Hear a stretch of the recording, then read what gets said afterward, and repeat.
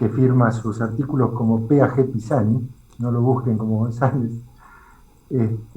Pablo es profesor del Departamento de Física de la Facultad de Ciencias Exactas, es investigador del CONICET y es el feliz padre de Irene, una belleza de 15 meses, si mal no me equivoco. Y bueno, así como Irene está descubriendo el mundo de la mano de su padre, yo los invito en el día de hoy a acompañarlo, a Pablo, que nos va a conducir en este paseo que nos propone por el jardín de senderos que se bifurca. Así que me muteo y le paso la palabra a Pablo.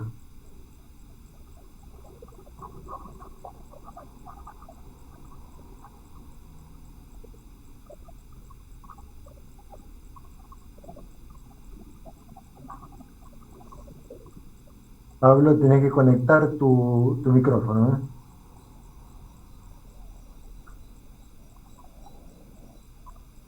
Abajo a la izquierda, en la barra inferior a la izquierda. Ahora sí, ¿no? ¿Sí se escucha? Bien. Bueno, gracias, Horacio. Sí, efectivamente ayer cumplió 15 y sí, le estamos mostrando un mundo un poco peculiar, pero bueno, ya volverá al anterior. Bueno, gracias por venir acá a mi casa. Espero que estén bien, que se estén cuidando. Como anuncia el título de la charla, esto es sobre integrales de camino de Feynman en mecánica cuántica. Elegí este tema porque una de las líneas de trabajo, la que hacemos con Lucas Manso, Lucas es alumno de doctorado del grupo, y algunos colaboradores externos, usa una herramienta en teoría cuántica de campos que se basa en las integrales de camino de Feynman. Y como esta es una charla con una audiencia, bueno, relativamente amplia, entonces, y supongo que todos escuchamos hablar más o menos de las integrales de camino de Feynman, y elegí ese tema. Y contaré algunas cosas que espero que les resulte interesantes. Probablemente no cuente nada del trabajo que hacemos con Lucas, salvo en la última transparencia, donde lo mencione sin escribir ninguna ecuación. Pero bueno, será un preludio a eso. La charla tiene tres partes. En el primer tercio voy a dar una introducción.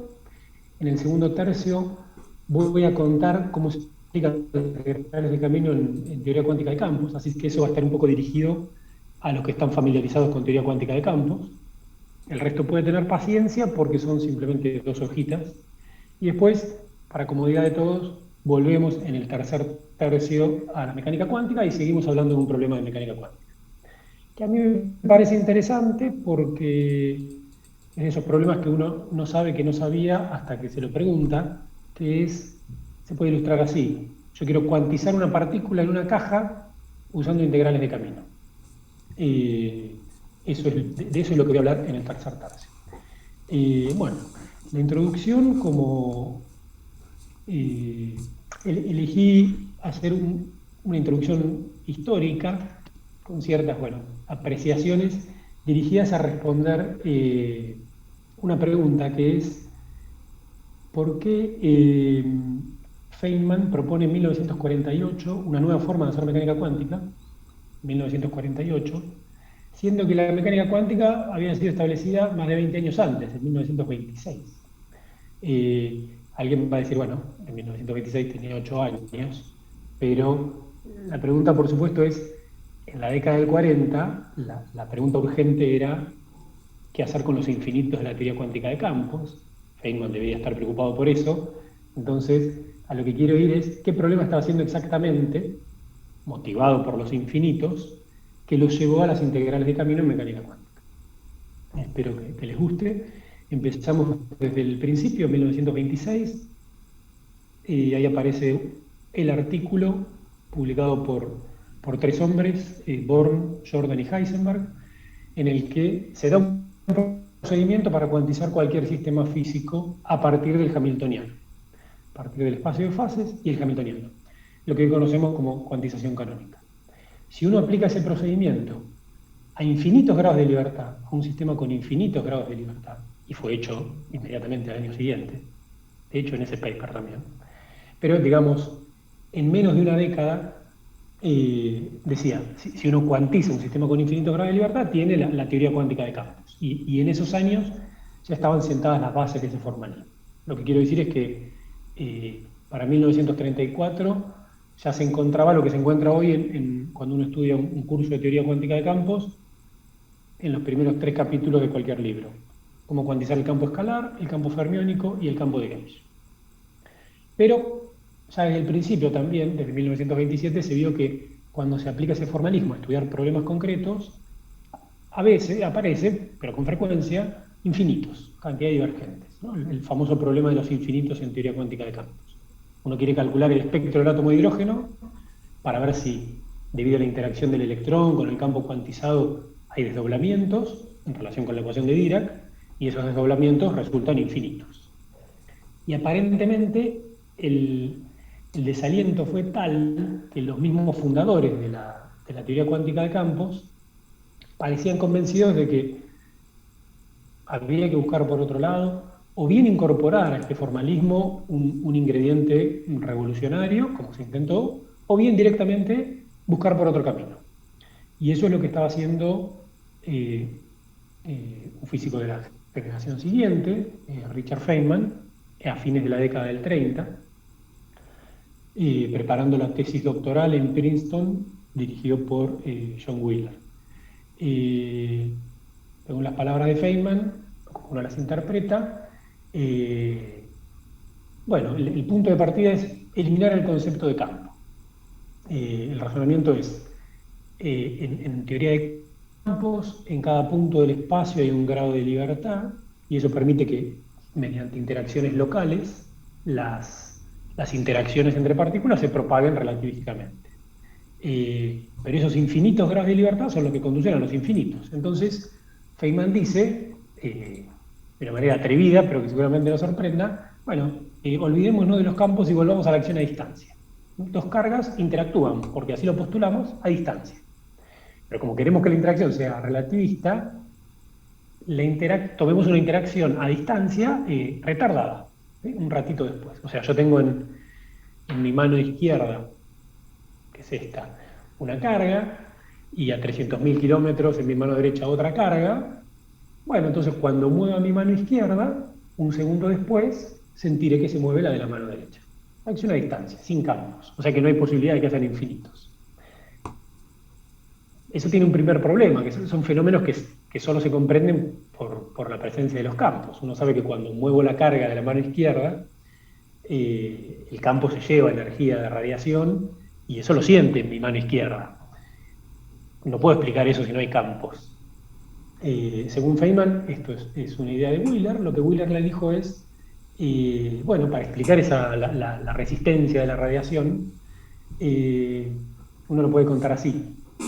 Así como en la ecuación de Dirac era importante considerar todas las soluciones, las de energía positiva y negativa, bueno, miremos las ecuaciones de Maxwell, que son las que queremos emular, y miremos todas las soluciones, la avanzada y la retardada. Entonces, bueno, una primera idea de por dónde viene la idea es, yo me voy a concentrar en lo que le pasa a la carga de la mano izquierda. Yo muevo esta carga, eso envía una señal avanzada y una retardada, pero pensemos en la retardada que llega un segundo después a la mano derecha. Al moverse la carga de la mano derecha, parten dos señales. Pensemos en la avanzada, que llega un segundo antes. Eso quiere decir que llega a la mano izquierda en el mismo momento en que esa carga empezó a moverse. O sea que la resistencia a radiación simplemente se interpreta como el efecto de la función de Green retardada y la avanzada de la mano derecha. Y Wheeler le dijo a Feynman, bueno, fíjate cómo tenés que combinarlas para predecir lo que observamos. Feynman lo hizo, dijo, bueno, hay que hacer un promedio, mitad de cada una, y eso es lo que después se conoció en teoría de campos como el propagador de Feynman, ¿no? La mitad de la función de Green avanzada y la retardada. Pero el origen era, bueno, era la base, el postulado fundamental de esta nueva electrodinámica. Y así construyeron un lagrangiano, con el cual construyó una acción, y con el mínimo tienen una electrodinámica clásica equivalente a la de Maxwell.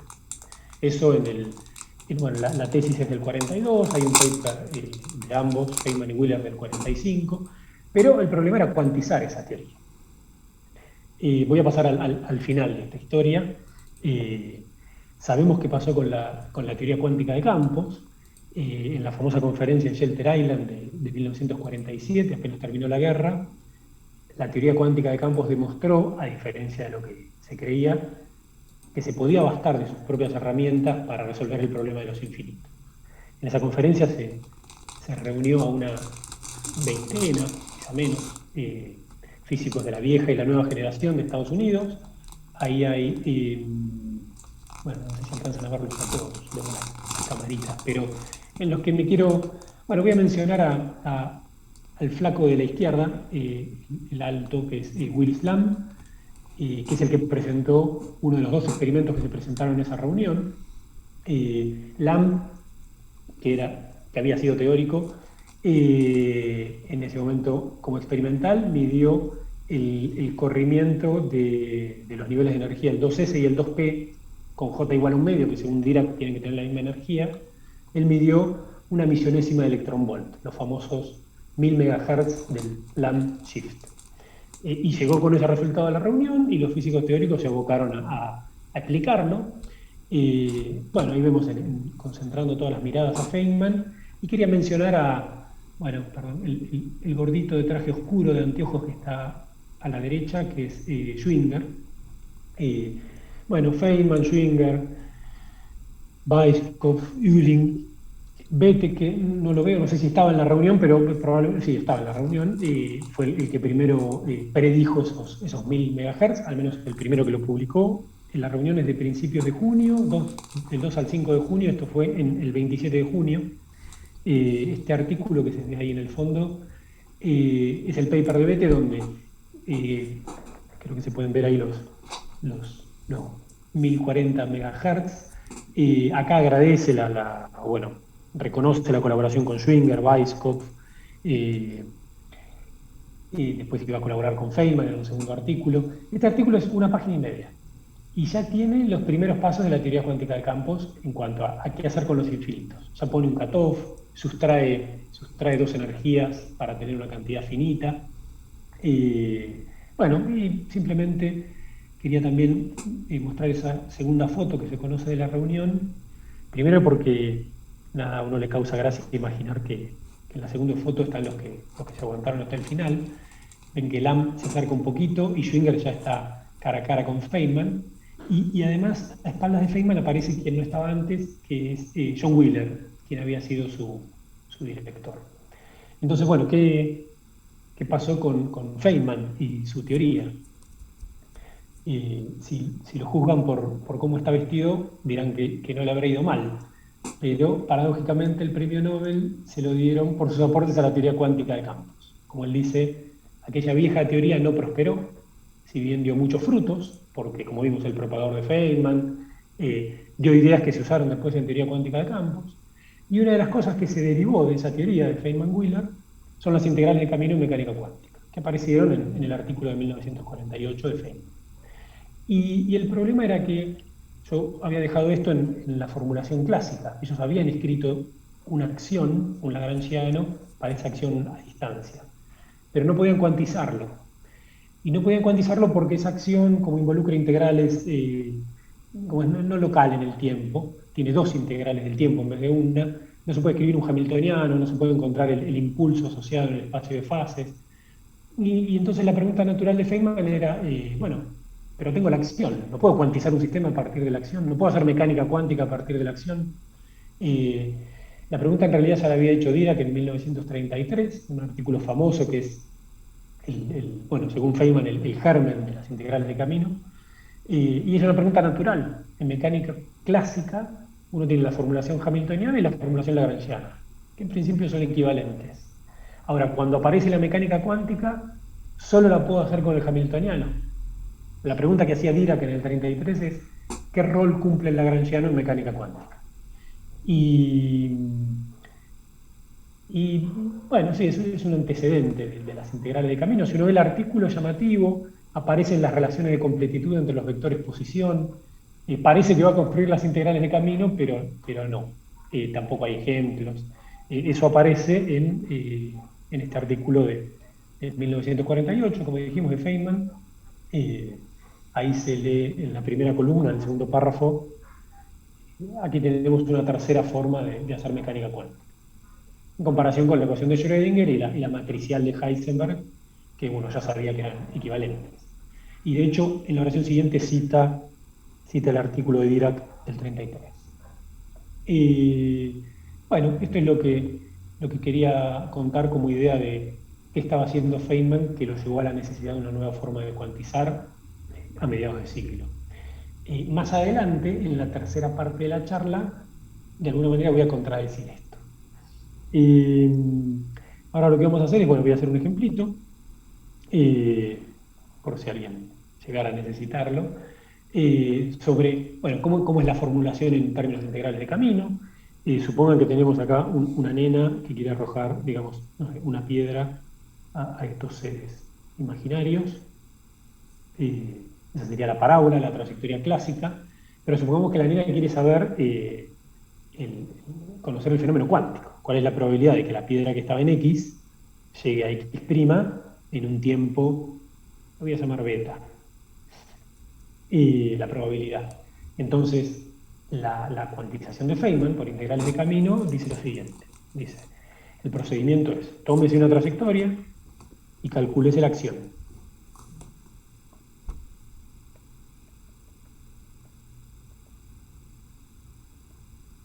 Vamos a escribirla con detalle, ¿no? Es la integral en el tiempo de la energía cinética más la potencial. Con esa acción, calcúlese esta exponencial, hágase la exponencial de la acción. Y ahora tómense todas las trayectorias imaginables. No necesariamente no son la clásica, sino algunas que difieren un poco de la clásica, que van a tener una acción un poquito más grande, porque la clásica es la que tiene mínima acción.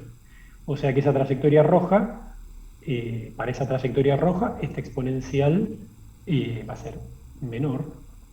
Y después tómense literalmente todas las trayectorias, las más absurdas, que vayan de X a X' en tiempo beta.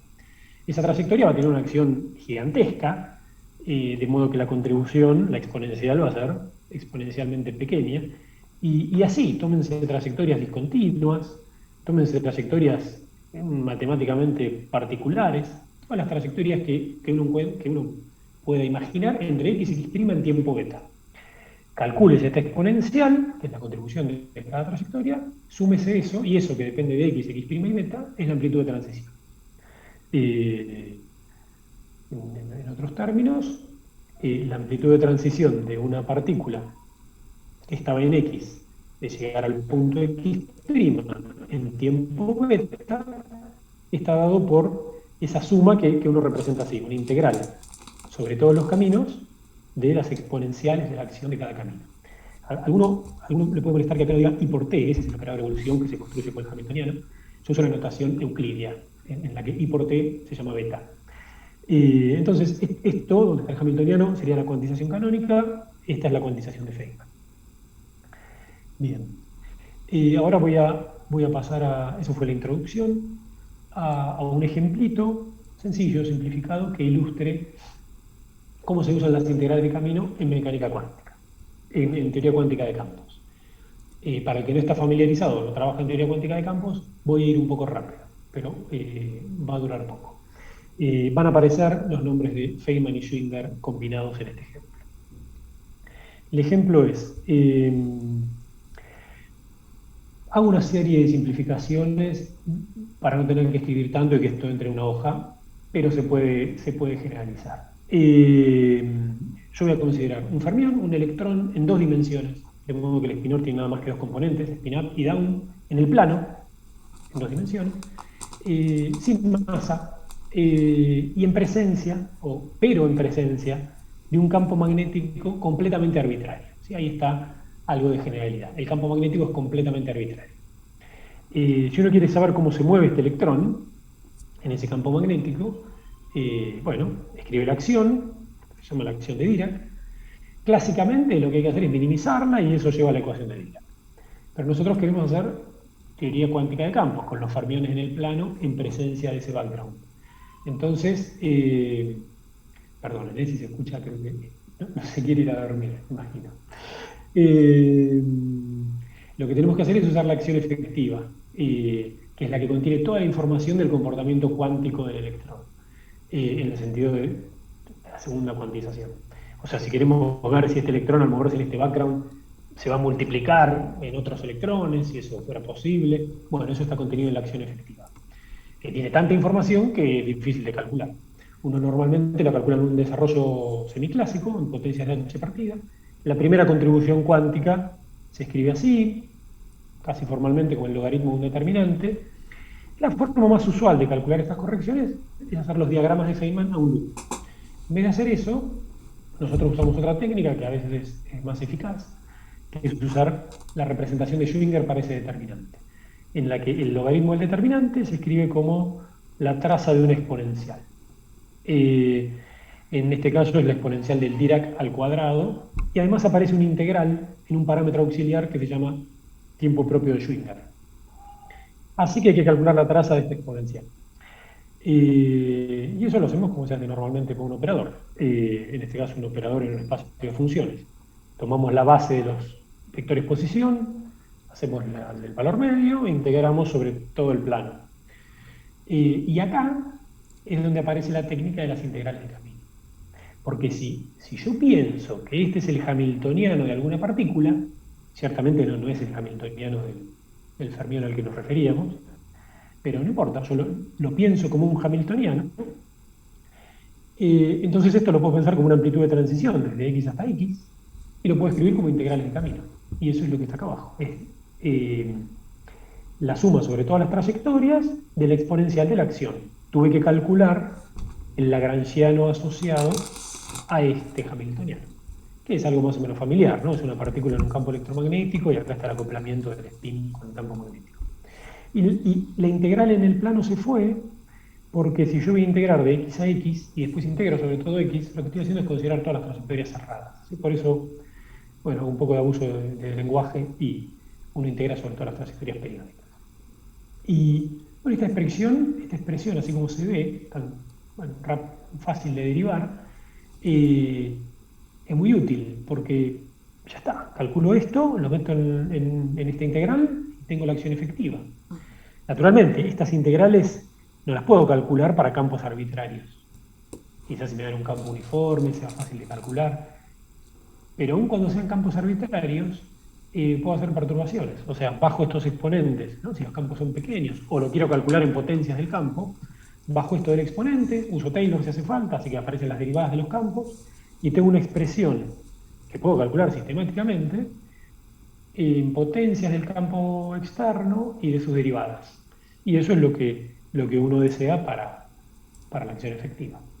El cálculo que voy a mostrar ahora, sin embargo, es otro tipo de cálculo perturbativo, que es extraño, en principio, que es no para campos pequeños, sino para tiempos pequeños, cuando beta es chiquito. Eso tiene que ver con que en la integral calcular esta traza para beta chiquito, si esto fuera una función de partición sería altas temperaturas, ¿no? Para beta chiquito es ver el comportamiento del integral en el límite inferior, que normalmente es divergente, y ese comportamiento, cuando beta es chiquito, está dado por el comportamiento de los grandes autovalores del operador, o sea, de los modos del campo con grandes energías. El comportamiento de esta traza para beta chiquito da las divergencias ultravioleta de la teoría. Por eso hacemos esa cuenta. Y en este caso es inmediato. Bueno, uno puede tomar el orden que quiere, yo tomo los dos primeros órdenes, el orden beta a la 0 y beta a la 1. Sale prácticamente directamente de esta expresión. Lo primero que uno puede ver, voy a señalar algunas cosas, es que vuelve a aparecer la integral sobre el plano. Y eso está bien porque son los modos ceros del operador de la parte cuadrática.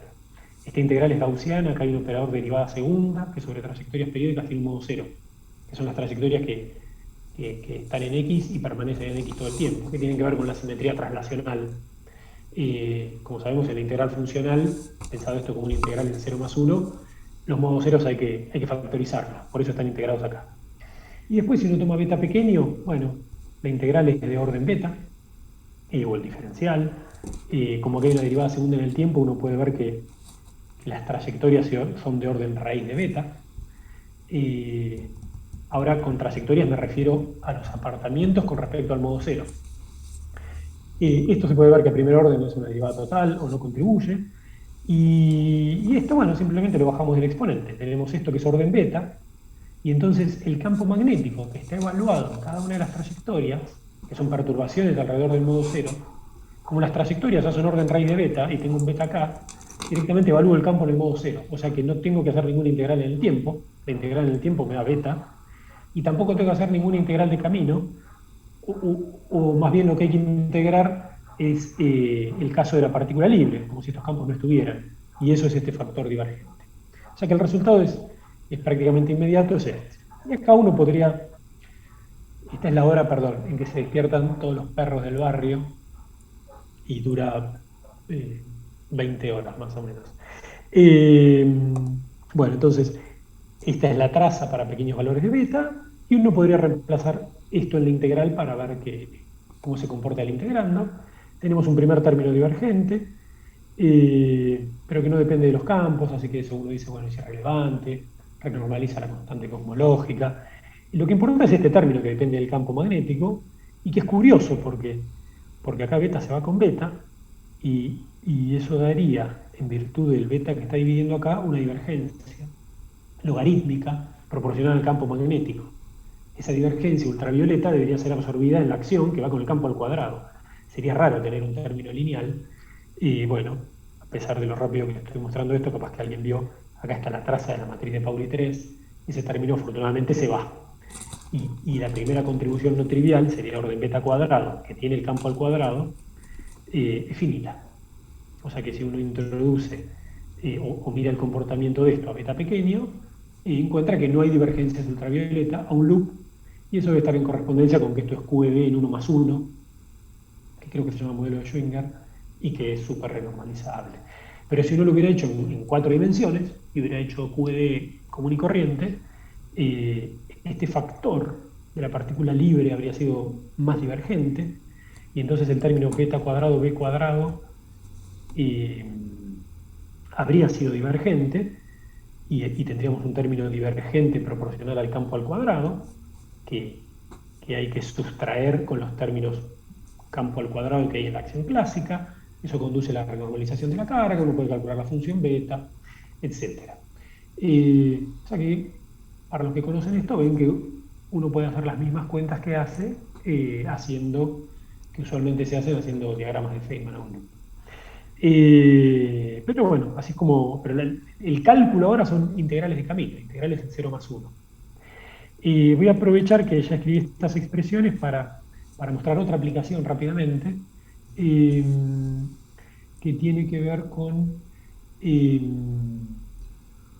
de campos clásica, pero con esas soluciones topológicas. Supongan que olvidemos lo de la regresión efectiva, tenemos el Dirac al cuadrado, y queremos calcular esta traza. Bueno, no exactamente esta traza, sino que le vamos a meter acá en el medio una matriz. ¿Sí? Vamos a ver por qué. O sea, la misma traza, pero con gamma 5. En este caso, en 2 dimensiones, sería la matriz de Pauli 3. Ahora vemos para qué lo queremos, pero el cálculo es inmediato porque lo acabamos de hacer. Es la misma integral que teníamos recién, nada más que aparece la matriz de Pauli 3.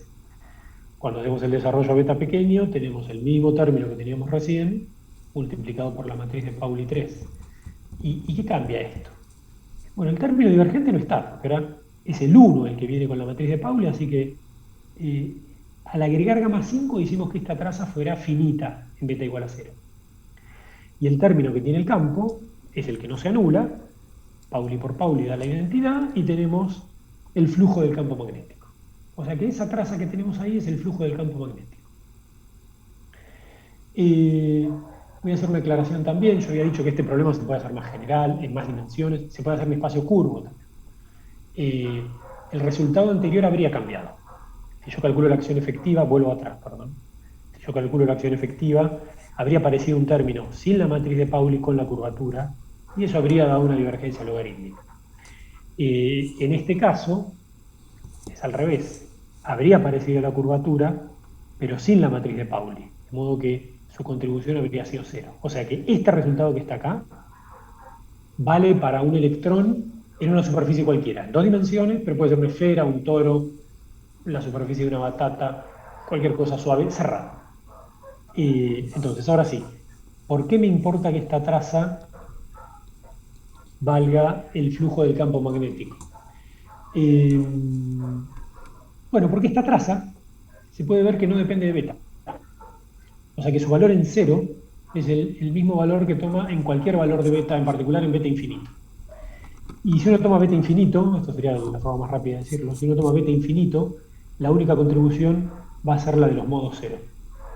O sea, los autoestados del Dirac al cuadrado que tengan autovalor cero. O sea que esta traza simplemente cuenta el número de modos cero. Y como está gamma 5, los cuenta con un 1 aquellos que tienen quiralidad positiva y con un -1 los que tienen quiralidad negativa. O sea que esta traza es la diferencia de modos ceros con quiralidad positiva y negativa. Y por la cuenta que hicimos acá recién, es el flujo del campo magnético. O sea que uno deduce esta expresión. Para un operador de Dirac en una superficie de dos dimensiones cualquiera, el número de modo cero, la diferencia, según la quiralidad, es el flujo de campo magnético. Esta es una versión, o bueno, un ejemplo del teorema de Atiyah y Singer, que es de 1968, se llama teorema del índice. Y bueno, como ven, esta demostración es conocida, sobre todo porque es fácil de realizar. Acá, cierta parte técnica la hicimos con las integrales de camino. Una consecuencia de este teorema, la primera que uno puede ver, es que el flujo del campo magnético es entero. No sé cuánto vale, pero es entero. Yo agarro cualquier superficie y pongo un campo magnético, no puedo evitar que el flujo sea entero. Bien.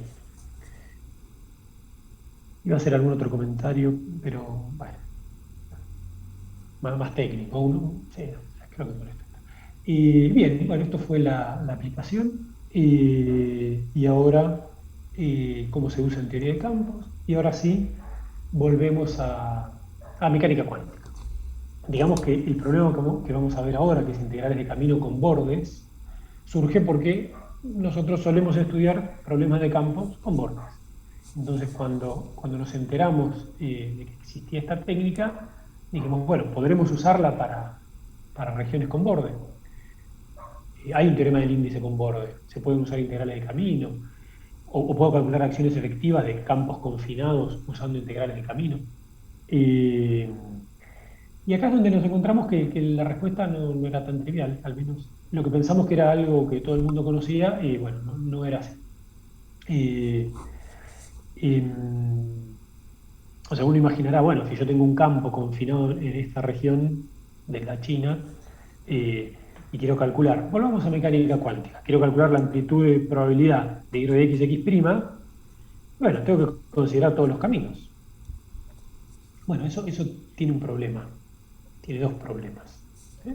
El problema es entonces, el sistema que queremos estudiar es una región confinada, la función de onda, la ecuación de Schrödinger, pero con integrales de camino. Quiero calcular la probabilidad de ir de x con integrales de camino. El primer problema es técnico. No sé si se vio del ejemplo que vi recién, pero las integrales son gaussianas y uno puede resolver perturbativamente cualquier problema gracias a que son integrales gaussianas. Pero son integrales gaussianas donde la coordenada va de más a menos infinito. Si a mí me dan una gaussiana con x entre 0 y 1, no sé cuánto vale, va a ser difícil. Y en esta región, por ejemplo, donde en ambas direcciones está confinado de una manera complicada, de acuerdo con la región, y tener integrales gaussianas, en principio uno no sabría cómo calcularlas, cómo usar el teorema de Wick. Es un problema técnico. Y el otro es un problema más conceptual, que es, pensémoslo desde el punto de vista de Schrödinger. Si yo tengo la ecuación de Schrödinger y quiero calcular la función de onda, no me alcanza con que me digan el punto x, x' y el tiempo. Necesito saber la condición de contorno, cómo se comporta la función de onda en el borde. Porque si pongo condiciones, lo que sería la interacción con el medio que lo confina. Si la condición es Dirichlet, tengo una solución, con Neumann tengo otra. Vamos a resumirlo acá. En general, la función de onda, que es solución de la ecuación de Schrödinger, puede tener condiciones Dirichlet, condiciones Neumann, que la derivada se anule, o una combinación, esto se suele llamar condiciones Robin, que involucra, digamos, un parámetro real. Hay condiciones más generales, pero estas ya las conocemos. Y eso daría distintas funciones de onda. Entonces, ¿cómo hacen los caminos para dar cuenta de eso? O sea, ¿qué conjunto de trayectorias tengo que tomar entre x y x' para que me dé la solución con Dirichlet? O para que me dé la solución con Neumann. A esto me refiero con quizá alguno descubra ahora que no sabía cómo hacer esto con integrales de camino. Está ese problema. ¿Cómo distinguen las trayectorias la condición de contorno? Eh, y bueno, no sabíamos cómo hacer esto, así que dijimos, bueno, busquemos en la literatura, estará hecho sistemáticamente, y no lo encontramos porque no está hecho sistemáticamente.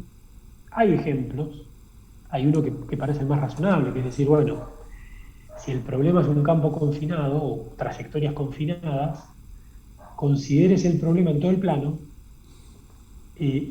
pero pongan un potencial escalón. O sea, imagínense que pongo un potencial escalón con esta forma y las curvas en todo el plano. Entonces es un problema usual. Y después tiro el escalón infinito y seguro que eso me da condiciones de Dirichlet. Hay trabajo donde hacen eso. Que es la primera idea que uno tiene. Pero eso, bueno, por un lado, solo da condiciones de Dirichlet. Pero lo que es peor para nosotros es que nosotros queremos una forma de calcular esto que después sea apropiado para hacer cálculos perturbativos en la acción efectiva. Y no queremos un parámetro que se vaya infinito. En los términos que tengo en el exponente, después yo los voy a bajar del exponente, entonces no quiero poner un potencial escalón que vaya infinito. Entonces, bueno, buscamos alguna forma donde estuviera resuelto de otra manera, lo encontramos, eh, hicimos lo que se suele hacer en estos casos, que es buscar mejor, y lo encontramos en otra área, en otro terreno. Después nos dimos cuenta que el terreno, digamos, es otro terreno, pero en el mismo barrio, en su momento no lo sabíamos, y es el problema el random walk, el caminante borracho, o el movimiento browniano. El caso eh, del caminante que puede ir a derecha o izquierda aleatoriamente. Entonces voy a hablar un poquito de eso, un poco porque explica el título de la charla. eh, Da una segunda explicación a lo que conté en la primera parte de la charla. Eh, bueno, vamos a decirlo así.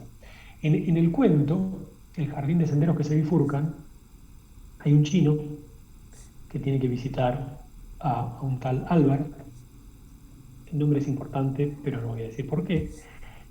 Pero para llegar a la casa de Albert, tiene que atravesar un jardín con senderos que se bifurcan.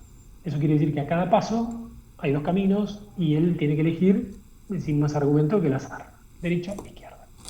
Eso es lo que se llama el random walk. Y en el cuento, esta es la hipótesis atrevida, en el cuento se habla de una novela escrita por otro chino, que no voy a decir quién es, que es una novela singular que nunca antes se había escrito. Las novelas en general tienen un personaje que llegan a destino luego de una serie de eventos. Y quizá otra serie de eventos lo habría llevado al mismo destino. eh, pero bueno, en la novela o se relata uno o se relata el otro. En esta novela de un chino existen distintas trayectorias que llevan al personaje a un destino y el personaje los recorre todos a la vez. Y el resultado de nuestro destino es el resultado de haber recorrido todas esas trayectorias. Eh, Esto fue escrito en 1941, un año antes de la presentación de la tesis de Feynman, y de hecho me acabo de enterar que es la primera obra de Borges traducida al inglés y se tradujo en 1948. Y así que a los que les gusta decir que Borges tendría que haber recibido el Nobel, ahora pueden decir que tendría que haber recibido 2 Nobel. Y para convencernos de que esto tiene que ver con mecánica cuántica, voy a hacer una cuenta que es muy sencilla, que es calcular la probabilidad de que el chino llegue a la casa de Albert. El que conoce esta cuenta y ya la vio, sabe cuál es el truco detrás de la magia. Pero se acordará que la primera vez que hizo la cuenta le causó cierta sorpresa. Así que me tomo el atrevimiento de contárselas a los que todavía no la vieron. Hago simplemente eso. Tengo un caminante borracho este random walk que va desde el origen hasta X, y voy a calcular la probabilidad de llegar ahí. Y es muy fácil de calcular. Hacemos como se hace en las integrales de camino. Discretizamos el intervalo temporal en pasos, en n pasos de ancho epsilon, y discretizamos el intervalo espacial en, bueno, digamos que a cada paso puede ir a unidades a la derecha o a la izquierda. Y este es un problema unidimensional y la dirección vertical es el tiempo. Pero por ahí en el lenguaje voy a confundir un poco esto como si fuera un movimiento bidimensional. Pero las ecuaciones también. Bueno, hay dos ecuaciones sencillas que tienen que ver con, dado un camino, el número de pasos que dio a la derecha y el número de pasos que da a la izquierda. Ciertamente la suma es el número total de pasos, que está determinado por el intervalo temporal. Y la diferencia es cuando se desplazó hacia la derecha, digamos, y que es la coordenada a la que llega el camino. O sea que si yo conozco la coordenada y el tiempo, ya quedan determinados el número de pasos que se da a cada lado. Y uno podría decir, bueno, pero entonces ¿por qué no hay un camino único? Si el número de pasos a cada lado está determinado. Bueno, obviamente porque hay que ver en qué orden los doy. Yo puedo dar primero todos a la derecha y después todos los que me quedaron hasta la izquierda, o alternar. Y ese es el número de caminos que conducen al chino hasta Albert. Ciertamente es el número de pasos tomados de AD. ¿Sí? Cómo elijo los D que van a ser dados a la derecha. Y el número de caminos posibles, que va a ser el chino, caminando aleatoriamente, los que lo van a llevar a cualquier lado, es 2 a la n. ¿Por qué? Porque por cada paso se duplica. Así que la probabilidad es sencilla, es n tomado de AD dividido 2 a la n. Y ahora queremos hacer el límite continuo. Para eso, bueno, usamos estas relaciones, así escribimos b y n, todo en términos del tiempo y de x, de acá. Es la misma expresión, los factoriales los escribí en términos de funciones gamma para poder tomar el límite. Y ahora hay que tomar el límite con a y epsilon yendo a 0. Ese límite hay que tomarlo con este vínculo, que es el cociente. Bueno, en Random Walk esto es como una de las primeras cosas que uno sabe, ¿no? El desplazamiento va con la raíz del tiempo. Uno quiere que este cociente sea constante, una constante que llamamos m. Y queremos que sea así porque en un movimiento browniano la dispersión por unidad de tiempo toma este valor. Entonces queremos que eso sea finito. O sea que ahora queda una sola variable que va a 0. Entonces con este vínculo tomamos el límite con a y epsilon yendo a 0. Y esa probabilidad, dividido por todos los puntos del intervalo que corresponden a x, da esto. Una gaussiana, que no es otra cosa que la función de onda de Schrödinger. Si ustedes ponen acá I por t, esta es la solución de la ecuación de Schrödinger con condición inicial en 0 y condición final en x a tiempo t. Bueno.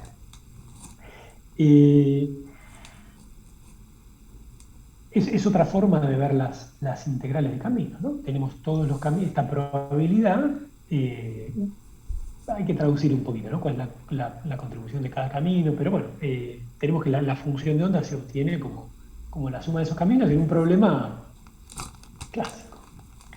¿Qué tiene que ver esto con lo que queremos resolver nosotros? Bueno, que el primer artículo que encontramos, que es del 80, resuelven el problema unidimensional, pero en la semirrecta, con un borde. Y bueno, eso nos sirvió, nos ayudó a entender microscópicamente las condiciones de contorno y bueno, nos dio idea para resolver después. Después tuvimos que simplemente adaptarlo geométricamente a nuestro problema. Voy a hacer una cuentita más y ya casi terminamos. Entonces, el problema es un movimiento en la semirrecta que evoluciona en el tiempo con un borde, con una pared. Yo digo, este es un setting realista, porque cuando uno calcula el caminante borracho y la función de onda que decrece con una gaussiana, uno dice, ¿cómo puede ser que tantos borrachos lleguen a sus casas? Y acá está la respuesta. El que salió a caminar un domingo a la mañana por La Plata, cuando se podía, ve que la respuesta son justamente los paredones.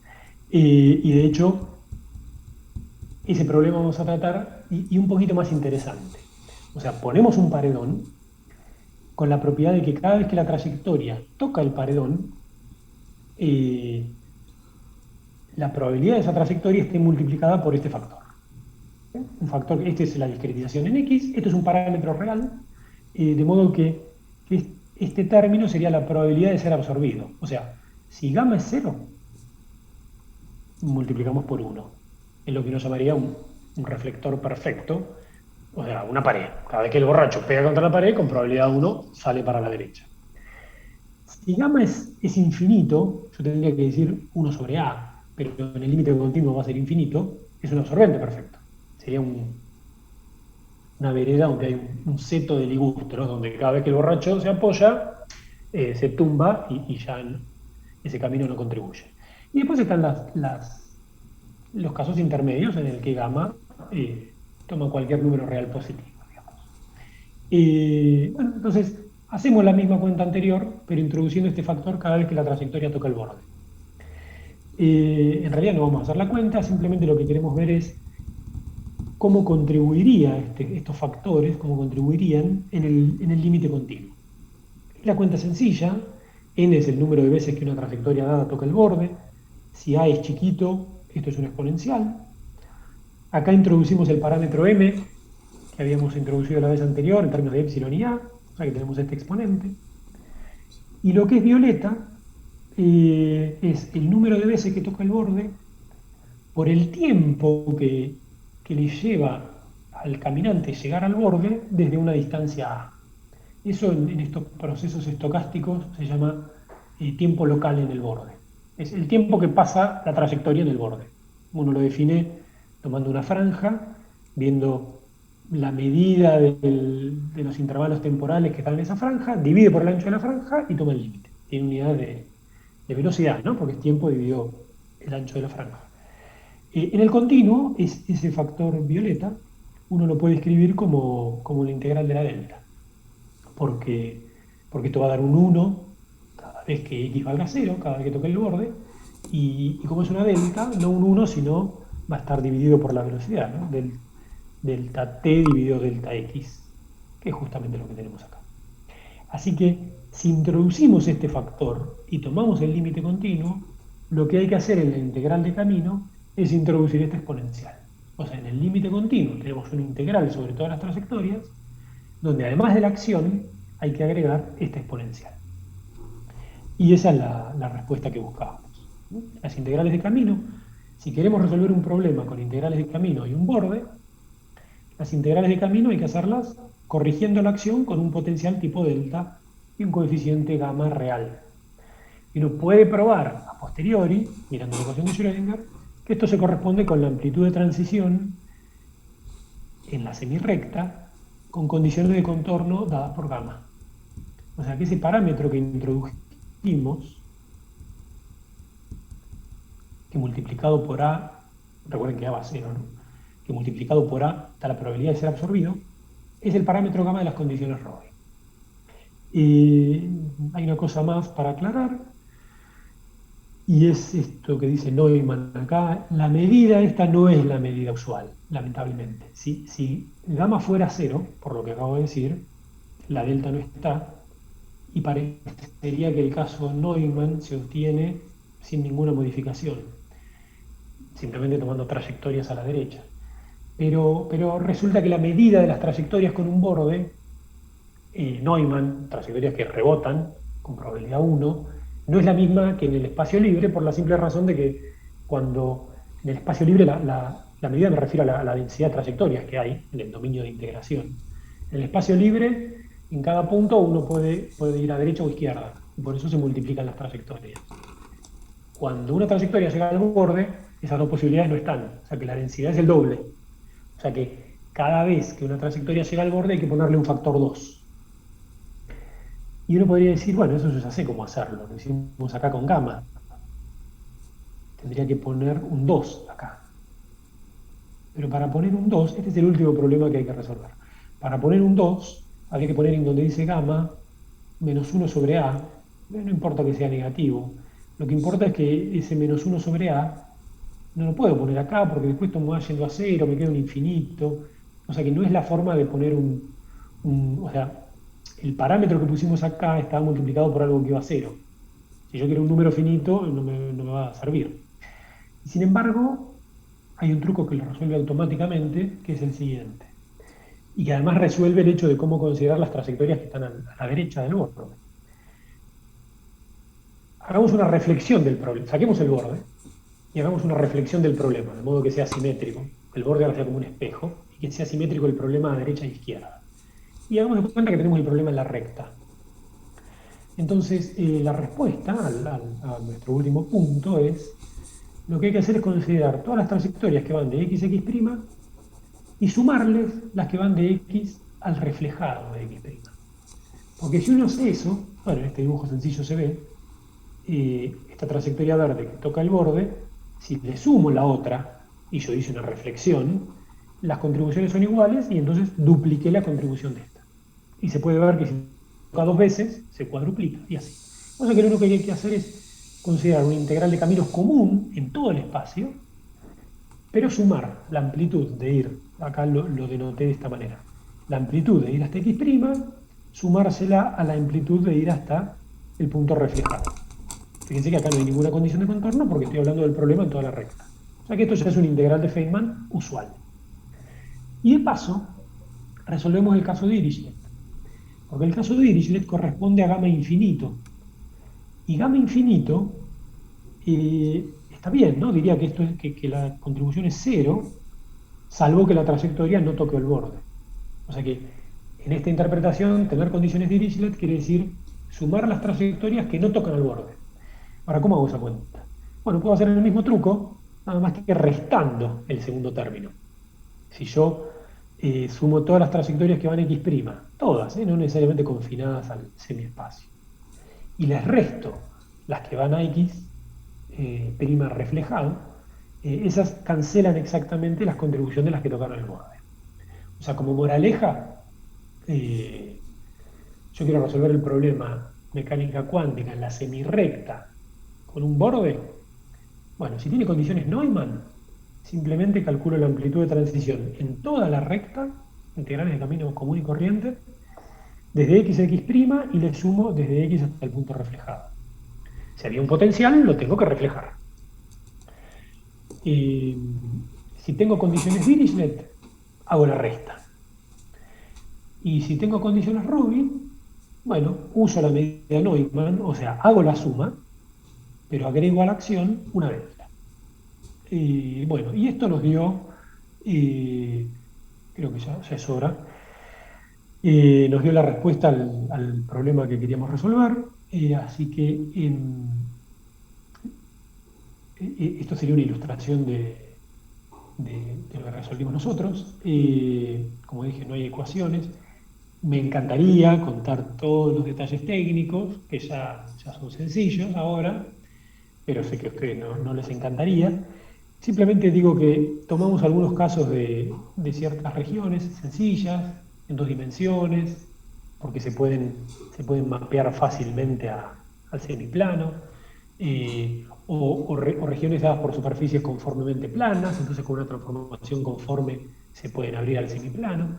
Y una vez que estamos en el semiplano, bueno, usamos este truco de poner una carga imagen o un destino imagen y hacer las trayectorias que van a uno menos las trayectorias que van al otro, si son condiciones de Dirichlet. Y bueno, y así reprodujimos ciertos términos de la acción efectiva en ciertos problemas geométricos de campos escalares con bordes. Generalidades sobre estos. Voy a mencionar estas cuatro cosas. Lo primero que me pareció interesante es que cuando uno hace este esquema, o estos dos pasos, tiene que empezar a trabajar en espacios curvos. O sea, tiene que hacer integrales de camino en espacios curvos, porque esto puede ser el espacio plano. Cuando uno hace esta transformación, aparece una métrica. Y ustedes dirán, bueno, pero es una métrica plana. De todas maneras, hay que tener cuidado cuando uno hace integrales de camino, aunque la métrica sea plana, puede haber consecuencias. De todos modos, después esto hay que reflejarlo. Y hay que hacer este espacio, donde si yo tengo una métrica en el semiplano superior, lo tengo que reflejar al semiplano inferior, para que las contribuciones se cancelen o se sumen. Y al hacer eso, aparecen singularidades en lo que ahora es esta interfase.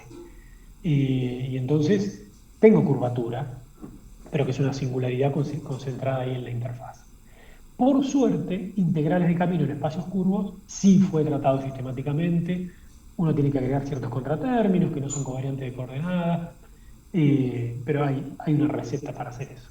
Así que hicimos esas integrales de camino en espacios curvos con curvaturas singulares. eh, y bueno, lo que mencioné después en realidad es lo que estamos pensando ahora. El último punto, quizás el menos interesante ahora, es extender eso a campos de Dirac y de Gauge. Seguramente eso salga. Lo que estamos pensando es hasta qué punto podemos usar regiones arbitrarias. Uno está acostumbrado a que el método de las imágenes, del electro, ¿no? El método de las imágenes, el plano y la esfera, y para de contar. Eh, bueno, en electro uno busca la función de Green del laplaciano, acá tenemos la ecuación de Schrödinger. Pero, ¿cuál es el problema? ¿Por qué no puedo usar método de las imágenes? Esto lo estábamos discutiendo ayer con Lucas. Lo estábamos discutiendo, quiere decir, me lo estaba explicando. El problema del método de las imágenes en electro, yo siempre puedo mapear cualquier región a un semiespacio. Digamos, ¿no? Una región no muy complicada. El problema es cómo queda la ecuación de Laplace acá. Sí, después puedo usar separación de variables para resolverlo. Supongo que por eso no se ve en electro otros casos que el plano y la esfera. Pero el mapeo lo puedo hacer. Bueno, lo mismo pasa con las integrales de camino. Yo puedo mapear cualquier cosa. Y bueno, después habrá que ver con la métrica horrible que quede de este lado, cómo contar cómo hacer las integrales de camino. Pero nosotros queremos tratar eso perturbativamente, como quedó ilustrado en el ejemplo. Yo puedo tratar un campo arbitrario perturbativamente, que es lo que no hace en teoría de campos. O sea que a priori uno podría tratar una región arbitraria, campos confinados en regiones arbitrarias, mapeables, confinados por un borde, mapeables a un plano. ¿Y qué más? Bueno, nada más. Supongo que me pasé, entonces esta última aplicación, que es la que me gustaba a mí, bueno, voy a decir rápidamente, perdón, me quedó un punto, que es distintas condiciones de contorno. Estamos pensando ahora qué pasa si el parámetro gamma depende del punto del borde, pero las condiciones que mencioné son, si alguien me está diciendo que la corte, Horacio o No, tenés un par de minutos todavía, Pablo, para la bien, hora. buenísimo. Eh, entonces, las condiciones que mencioné, Dirichlet, Neumann y Robin, que son usadas, son locales. Hablan de cuánto vale el campo en cada punto, cero, o la derivada en cada punto.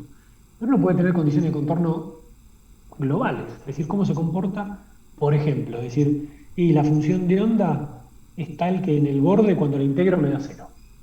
Esa no es una buena condición de contorno, pero, digamos, al principio podría hacerla. Y es una condición global, me dice que la integral de la función de onda es cero. ¿Cómo tratar condiciones globales con integrales de camino? Esa me parece que es una pregunta que me gustaría responder. Que hay que tomar caminos que van al borde y desaparecen y aparecen en otro punto del borde con cierta probabilidad. ¿Será que eso da cuenta de la no localidad de la condición de contorno? Es una pregunta.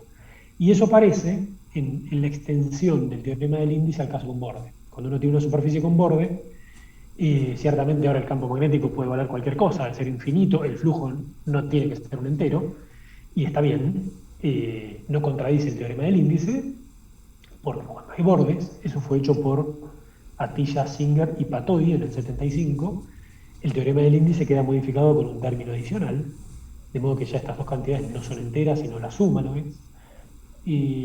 Pero bueno, independientemente de lo que sea esto, la simetría espectral del operador de Dirac en el borde, es algo que se parece a la función z, no importa. Lo que quiero mencionar es que en este teorema, el que se trabajó desde hace unos años a partir de relación con un paper de Witte con comportamientos topológicos de los materiales, notamos que volvieron a prestarle interés al teorema de Atiyah-Pato-Isinger, entonces nos gustaría hacerlo con integrales de camino. El tema es que la condición de contorno para la que determina los modos cero del operador de Dirac es terriblemente no local. ¿Sí? Acá para ilustrarlo dije, en ausencia de un campo magnético, una partícula en un disco, un fermión, tiene estas condiciones de contorno, que la componente de arriba no tenga momento angular positivo y la componente de abajo no tenga momento angular negativo. Entonces, una de las preguntas que tenemos ahora es cómo hacer eso con curvas, con caminos. Y bueno, son varias cosas en las que estamos pensando y no sabía cómo terminar de hablar, y entonces voy a hacer algo que quizá les guste, que es dejar que hable el protagonista de esta charla.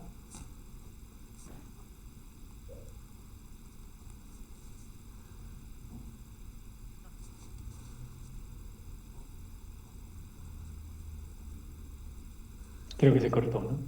Bueno, eso fue todo. No sé, no se escuchó. No se escuchó, no, él No se escuchó. Pero contanos al menos, Pablo. No se escuchó nada. Lo pongo de nuevo.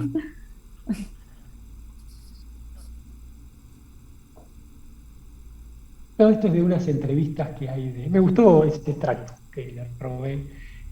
Una entrevista que hay a Feynman, no sé quién la hizo, pero es una hora y media. Sí, hermosa. Sí.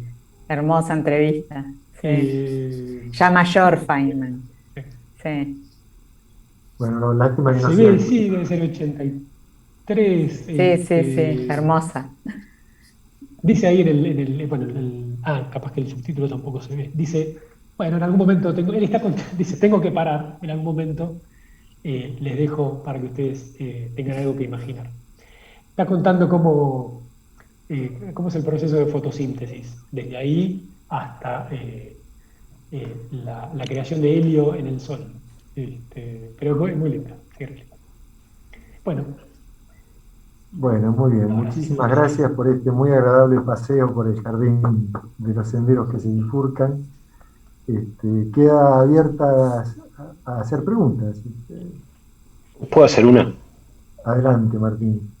Pablo, ¿cómo se modifica el propagador de Feynman cuando pones bordes? Suponete que tenés 3 más 1. ¿Qué le cambia? ¿Hola? Sí, yo lo estaba pensando. No, así como pregunta concreta, nada, pienso en una función de Green cualquiera, ¿no? Si le pones bordes, no sé, imagínate la función de Green de electro con un plano. Tenés la libre más la imagen, o sea, son dos términos, son dos funciones de Green, son dos copias de las funciones de Green. Estoy pensando en 3 dimensiones, 3 más 0. Para Laplaciano.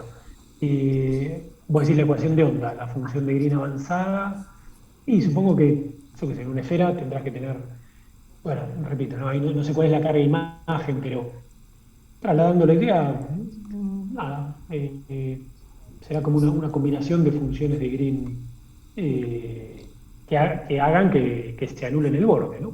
Más allá de que la condición temporal sea avanzada, retardada, una mezcla. Sí, no lo sé exactamente, pero se puede calcular. Y lo primero que se me ocurre es, si tenés una región cualquiera, buscarte los autovalores del Laplaciano. Pero no está hecho, vos decís que no está hecho eso. No sé, el propagador del campo a escala real tiene que estar, ¿no? Sí. Con borde. Sí, la región es sencillada, estará explícitamente, sí. Y se puede escribir en términos de las autofunciones de Laplaciano, supongo. Contestando así rápidamente, ¿no?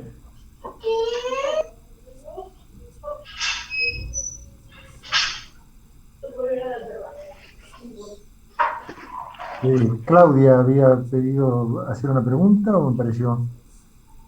Yo también, después. Claudia.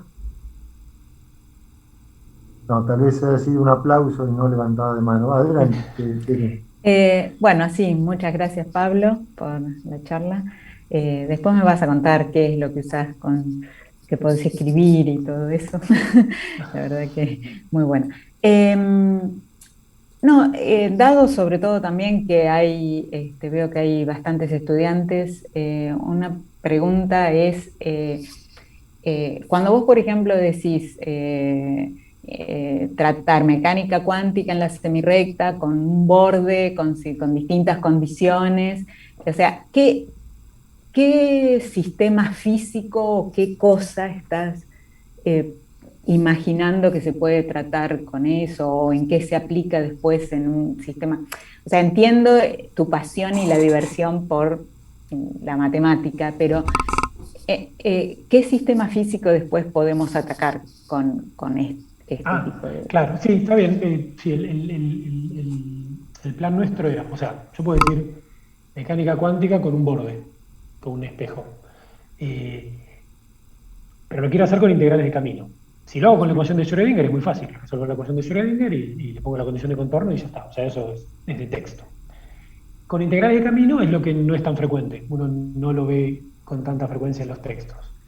¿Por qué lo queremos hacer con integrales de camino? Eso? Porque después, cuando calculamos la acción efectiva de un campo con borde, supongamos que uno quiere estudiar algo de lo que se habla mucho en nuestro grupo, efecto Casimir, ¿no? Eso, tengo dos placas y el campo cuántico en el medio y Ok, cómo se atraen o las sea, placas. claro, eso es lo que quería, que me Claro. imaginaba, pero bueno, para transmitirlo, claro. Sí, sí, por ejemplo, el ejemplo del electrón, ¿era un disco o no? No, era el plano, ¿no? Tengo el El plano plano y el y electrón, un sí. campo magnético, digamos que es un campo eléctrico. Dijiste en cualquier superficie.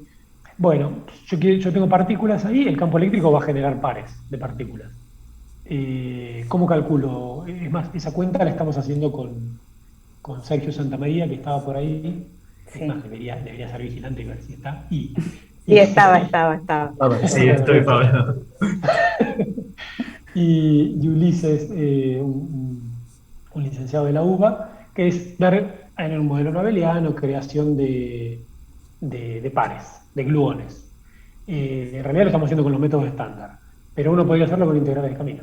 O sea, la creación de gluones está dada por la parte imaginaria de la acción efectiva. La acción efectiva la escribimos como la escribió Schwinger, que es una traza. Bueno, donde veo una traza ya pongo una integral de camino. Entonces puedo hacer la integral de camino eh, para ver si tiene acción, si tiene parte imaginaria, y de ahí veo la probabilidad de creación de gluones por un background en una región confinada. O sea, la motivación original de esto es estudiar teoría de campos en una región confinada. Claro, Normalmente el efecto Schwinger uno lo estudia en todo el espacio, pero supongamos que uno quiere decir, bueno, yo voy a poner un campo magnético en esta mesa. claro. Entonces, ¿cómo tengo en cuenta los bordes? Ese Claro, sería esa es la respuesta que estaba buscando. Ujú. Y después, si puedo, solo un pequeño comentario también, porque vi que había como 18 estudiantes y becarios. Dijiste Lam que había sido teórico y ahora estaba siendo experimental. Creo, sí. Siempre me gusta transmitirle que el físico puede hacer cualquier cosa, o sea que somos físicos, que puede hacer cualquier cosa, así que no sabía que Lam tenía esa faceta también tan tipo Fermi, que me encanta, así que lo seguiré también. Sí, si no Buenísimo. recuerdo mal, creo que sí que era teórico. Bueno, gracias Pablo. ¿alguna otra pregunta?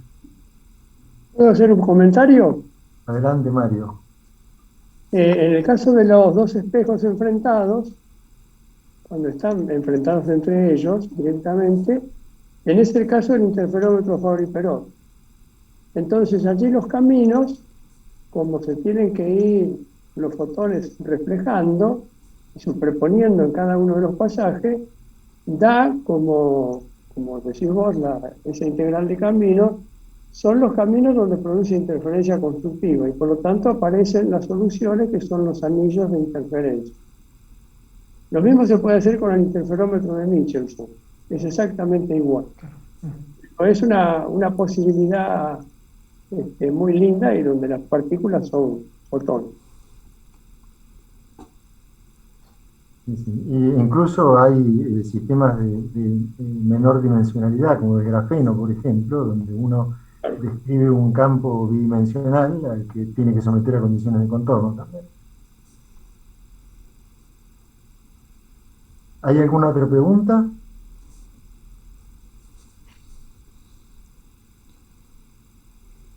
si no hay ninguna otra pregunta, un último comentario que releyendo el cuento de Borges me llamó la atención, y es que Borges remarca la localidad, porque le hace decir a Yu Chun que de todos los eventos en la historia, todo le ocurre a él y en ese momento.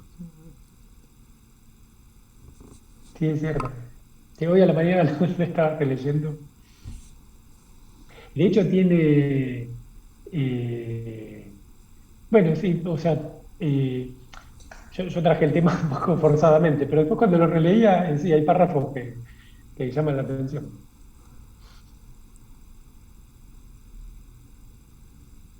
Bueno, muy bien. Si no hay más preguntas o comentarios, le damos las gracias a Pablo por este agradable seminario. Lo abrimos. Y nos vemos en un mes. No, el jueves que viene, o sea, en mayo tenemos, además del seminario de los grupos de investigación del instituto, un seminario extra, bueno, que ahora está una nueva incorporación, ¿sí? Estás muteada, Tere. Sí, es un laboratorio nuevo del IFLP, el BioMIT, lo va a dar la charla la doctora Valeria Bocio, el jueves que viene hasta ahora. Muy bien. Bueno, gracias Nos por vemos. todo. Gracias. Saludos. Pablo, Gracias. gracias también.